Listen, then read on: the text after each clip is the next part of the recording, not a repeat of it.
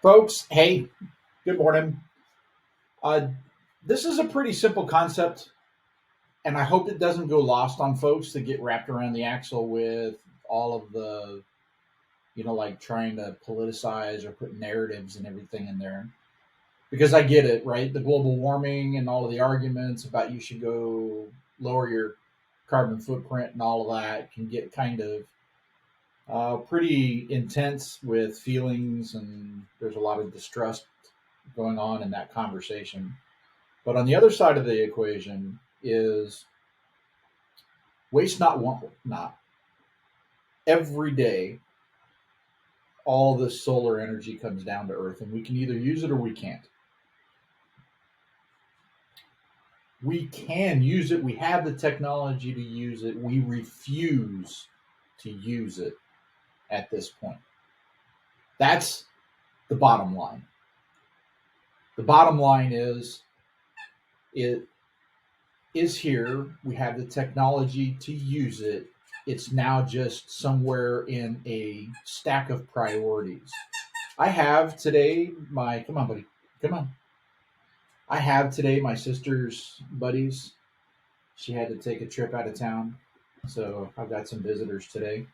Sorry about that for the interruption. Hop on down, buddy. Come on, buddy. There you go. There you go. And the other one's squeaking a dog toy. Anyways, uh, I worked for a guy that was pretty great man. By the time I met him, he was in his 70s and had been in the nuclear power community all that time and had directly dealt with Admiral Rickover. Some of you folks who know about the nuclear power community might know of Admiral Rickover. Anyways, this fellow, Roger, he always told me it all boils down to what did you know, when did you know it, and once you found out, what did you do about it? So, what did you know? When did you know? What did you do? And right now, at this point, we all know that solar is viable, reliable, and in many cases, affordable. Right? It's like kind of that affordable question, and it's kind of that viable question. If the roof, first off, I mean, if you don't own a home, okay, right? But if you own a business or you own a home, and the home may or may not be set up, oriented, the roof and all of that jazz to be conducive to solar. But we owe it to ourselves to check it out. And we owe it to ourselves to check out, okay, if it is viable, can I get financing or pay for it in some kind of way that makes it financially viable as well? Because the free resource of the sun is coming down, it's here.